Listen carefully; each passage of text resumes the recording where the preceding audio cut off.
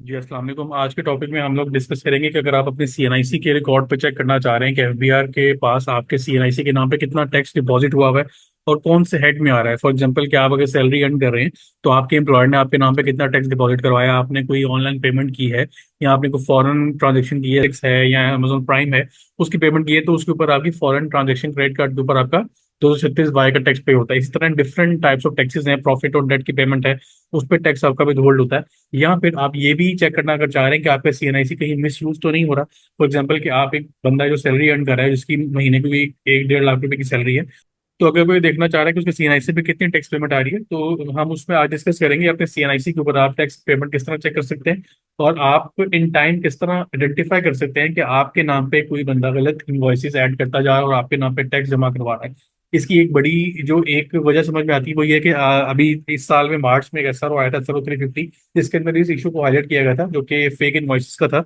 उसमें fake invoices का basically issue क्या था कि एक बंदा जो कैश पे डीलिंग कर रहा है तो वो उसने जब भी कोई मतलब सेल पंच करनी है तो वो सेल डिक्लेयर करने के लिए किसी ऐसे बंदे का सीएनआईसी वहां पे ऐड कर देगा जिसकी डिटेल जो जेएसएक्स में रजिस्टर्ड नहीं है या जो इंडिविजुअल लेवल पे काम कर रहा है, जिसका उससे कोई लिंक नहीं है। उसको सीएनआईसी कहीं पे भी किसी का मिला, उसने कैश डीलिंग करनी है। फॉर एग्जांपल उसने इनवॉइस बुक की है मिस्टर ए के नाम पे, और लेकिन जो स्टॉक की सप्लाई जा रही है वो मिस्टर बी के नाम पे जा रही है, उसके वेयर हाउस में जा रही है। लेकिन एफबीआई के रिकॉर्ड में क्या आ रहा है कि मिस्टर ए ने चीज परचेज की, वो उसका डिस्ट्रीब्यूटर है या उसका कस्टमर है, और वो उससे स्टॉक परचेज कर रहा है और आगे फिर उसमें बिजनेस कर रहा है। लेकिन एक्चुअली में बैक एंड पे क्या हो रहा होता है कि सीएनआईसी सिर्फ यूज हो रहा होता है, लेकिन आपका जो एक्चुअल ट्रांजेक्शन हो रही थी वो किसी और के नाम पे हो रही होती है, लेकिन कैश होती है, इस वजह से आइडेंटिफाई नहीं हो पाता कि किसके नाम पे पेमेंट रिसीव हुई। तो इस चीज को आइडेंटिफाई करने के लिए या इस चीज को एफबीआर के अथॉरिटीज के नोटिस में लेके आने के लिए हम लोग आज एक प्रोसीजर डिस्कस करेंगे कि आप लोग बाय लॉ क्या आपके पास एक रेमेडी या क्या आपके पास प्लेटफॉर्म अवेलेबल है जिसके अंदर रह के आप अपने आप को सेव कर सकते हैं। और ये सिर्फ एक्टिविटी एनुअल नहीं होनी चाहिए, जैसे हर मंथ आपका एंड होता है, आप हर महीने अपनी प्रोफाइल चेक करें और जाके देखें कि आपके नाम पे कौन से टैक्स पेमेंट्स वहां पे एफडीआर के रिकॉर्ड में शो हो रही है। तो जो सबसे पहले आपने अपने आईडी पे लॉगिन करना है आईआरएस के ऊपर। उसके बाद आपने जाना है एमआईएस के ऊपर। एमआईएस पे जाने के बाद अपना इन्फॉर्मेशन सेंटर पे आप क्लिक करेंगे। यहाँ पे आपको तमाम डिटेल अपनी मिलेगी अगर आप पेमेंट डिटेल्स पे क्लिक कर देंगे। पेमेंट डिटेल्स पे क्लिक करने के बाद आपने ये सर्च का बटन आपको नजर आ रहा है, इस पे आपने प्रेस कर देना है। तो एफबीआर के रिकॉर्ड में जितनी भी टैक्स पेमेंट्स आपके नाम पे एफबीआर को रिसीव हुई हैं from the date of your registration, जितनी भी पेमेंट्स आपके नाम पे आ रही हैं वो यहाँ पे आपको विजिबल होंगी। इसमें देखें यहाँ पे 5-6 पेजेस बंदे के आ रहे हैं कि इसका डाटा पुराना होगा। अगर आपकी प्रोफाइल ज्यादा पुरानी तो आपको ज्यादा डाटा आ रहा होगा, लेकिन इसको यहाँ लोड करके आपको आइडिया हो जाएगा कि आपके नाम पे कौन सी पेमेंट्स जमा हो रही है, क्या वो आपसे परटेन करती ही हैं या नहीं करती।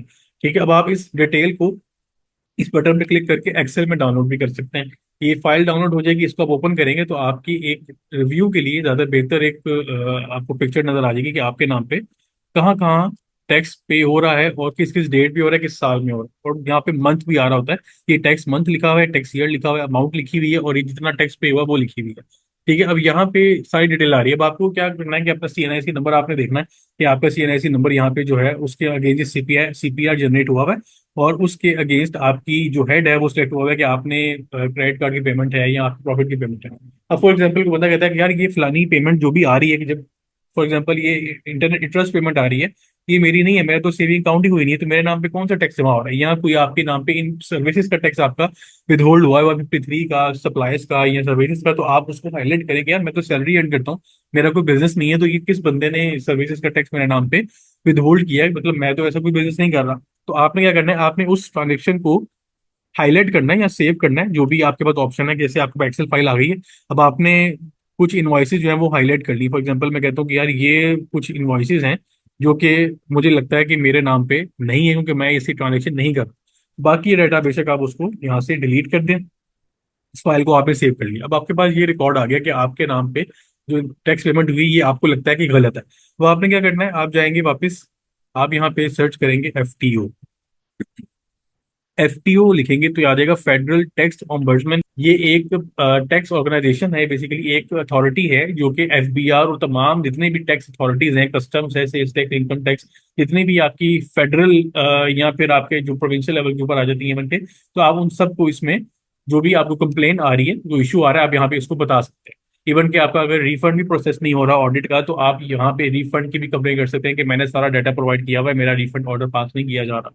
इसके ऊपर मैं अपने पर्सनल एक्सपीरियंस के साथ एक वीडियो बना चुका हूँ। मैंने भी रिफंड अप्लाई किया था अपना, तो मुझे नहीं मिल रहा था, तो मैंने फिर एफटीओ को अप्रोच किया था, तो मेरा रिफंड प्रोसेस हो गया था। उसके ऊपर भी एक डिटेल वीडियो मेरी जो यूट्यूब चैनल उस पर अवेलेबल है। मैं उसका लिंक इस वीडियो के डिस्क्रिप्शन में ऐड कर रहा हूँ, जिसमें मैंने रिफंड अप्लाई करने का पूरा तरीका, और अगर रिफंड आपका प्रोसेस नहीं हो रहा तो आप उसको किस तरह जल्दी फास्ट ट्रैक करवा सकते हैं, उसका भी मैंने मेथड सारा एक्सप्लेन किया, तो आप वो जाके विजिट कर सकते हैं। जब एफटीओ जब मैंने सर्च किया तो फेडरल टैक्स ऑम्बुड्समैन इसकी वेबसाइट है, इसके ऊपर आगे फर्दर ये एफबीआर से लिंक किया। और एफबीआर इसमें क्या बता रहा है कि ऑर्गेनाइजेशन क्या करती है, the main function of FTO is to ensure disposal of complaints of tax maladministration promptly, justly, fairly, independently investigated, and to rectify any injustice done to a taxpayer by actions of the tax of employees of Federal Board of Revenue, government of Pakistan. कोई भी आपका मसला है जो आपको लग रहा है कि मेरे साथ ये नाइंसाफी हो रही है, या मेरे नाम पे गलत टैक्स पे हो रहा है, या एक मिस एडमिनिस्ट्रेशन हो रही है, तो आप उसको रिपोर्ट कर सकते हैं। अब गवर्नमेंट ऑफ पाकिस्तान जो है, इसने इस्टेब्लिश किया है ये वाला ये ऑर्गेनाइजेशन इन 1983। और इसका जो ऑफिशियल वेबसाइट है उसका लिंक यहाँ पे दिया गया। इसका अगर मैं क्लिक करूंगा तो ये मुझे उस ऑफिशियल वेबसाइट पे जाके लेके चला गया, fto.gov.pk। इंग्लिश या उर्दू जो भी आप लैंग्वेज सेलेक्ट करना चाह रहे हैं, मैंने इंग्लिश पे क्लिक किया, ताकि जितनी भी वेबसाइट है वो सारी इंग्लिश में आपको शो होगी। अभी ये लोड हो गई है। अच्छा, अब आपने यहाँ पे कंप्लेन कोई लॉन्च करना चाह रहे हैं, तो आपने करना है ऑनलाइन कंप्लेंट। अब यहाँ पे अगर आपने पहले से कंप्लेंट को अपनी रजिस्टर करवाई हुई है, तो आप उसका स्टेटस यहाँ पे चेक कर सकते हैं, आपको कंप्लेंट नंबर जो है वो डाल के। नई कंप्लेंट आप करना चाहें तो आप इस पर क्लिक करेंगे। उसके बाद आगे ये कंप्लेंट फॉर्म जो है वो कंप्लेंट रजिस्ट्रेशन फॉर्म आपका ओपन हो गया, उस पर आप डिटेल्स एंटर करेंगे, अपने सीएनएससी नंबर एंटर करेंगे। ठीक है, उसके बाद यहाँ पे अपना name, address, city, mobile number, email address, ये आपकी अपनी डिटेल है, ये डिटेल ऑफ कंप्लेनेंट है, जो कंप्लेंट कर रहा है वो बता रहा है कि मेरी डिटेल्स ये हैं। उसके बाद अथोराइज रिप्रेजेंटेटिव, अगर आप कोई कंपनी वगैरह है तो आप अपना रिप्रेजेंटेटिव का नाम लिख दें। अगर आप खुद से हैं तो आप यहाँ पे अपनी ही डिटेल यहाँ मेंशन कर सकते हैं। एफबीआर ऑफिस, जो भी आपको ऑफिस लगता है, जो आरटीओ लगती है, वो आप यहाँ पे सिलेक्ट कर लेंगे।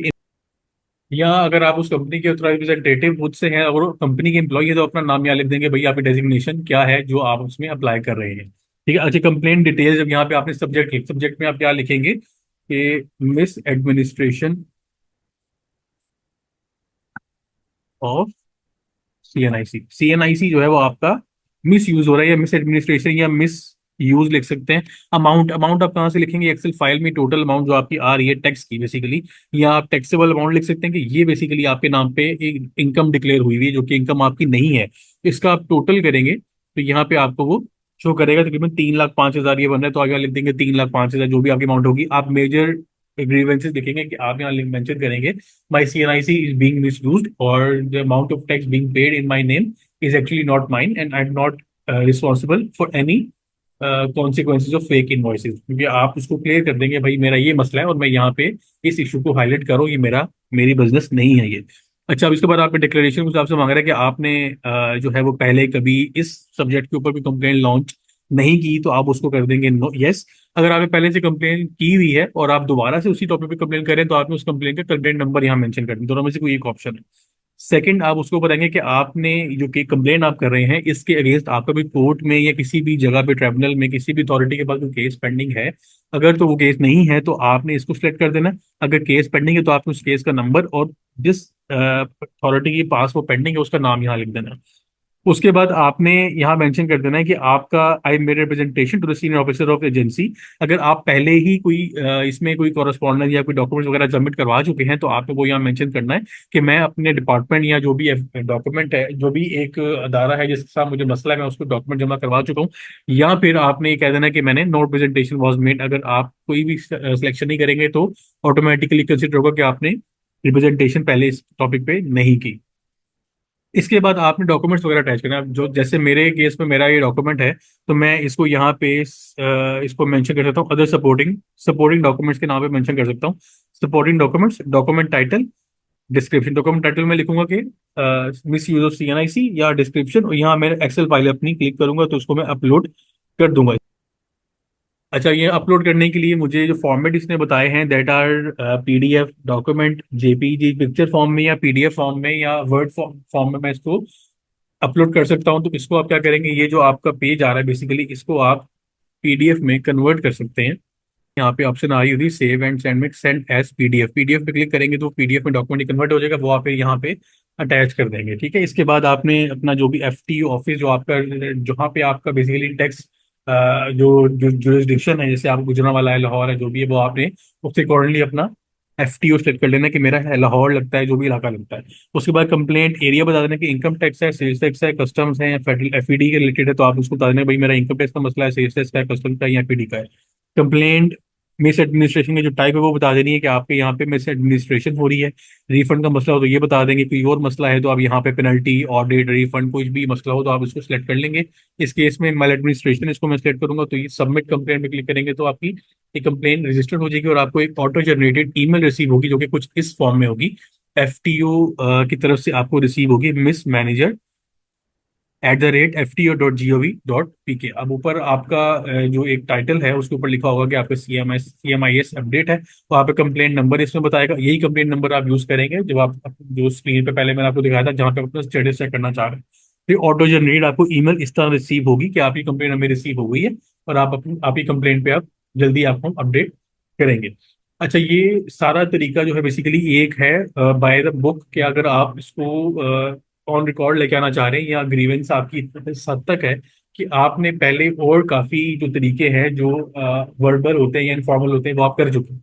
अब वो कौन से तरीके हो सकते हैं? वो या तो आप हो सकता है कि या तो आपने कंपनी को खुद से अप्रोच किया हो, क्योंकि वहां पे आपके पास आ रहा होता है ना कि आपने किस बंदे ने आपका जो है वो टैक्स डिपॉजिट किया। जैसे यहाँ पे आ रहा है कि ये आपका जो डिपॉजिटर है, ये विद होल्डिंग एजेंट है, उसका रजिस्ट्रेशन नंबर ये है और उसका नाम ये है, इस बंदे ने, ये इस कंपनी ने आपका टैक्स विद होल्ड करके डिपॉजिट किया आपके नाम पे। आपकी जो है वो एफबीआर के रिकॉर्ड में रिपोर्टिंग की हुई है, तो आप उस कंपनी को या तो कोई फोन नंबर वगैरह निकाल के या उसका कोई ईमेल एड्रेस निकाल के आप उसको ईमेल कर सकते हैं। आप इवन की एफबीआर की हेल्पलाइन वाली जो ईमेल है उस पे उनको सीसी रख के कंपनी को बता सकते हैं कि भाई मुझे ये रिकॉर्ड में पता चला है, जबकि ये इनवॉइसेस मेरी नहीं है।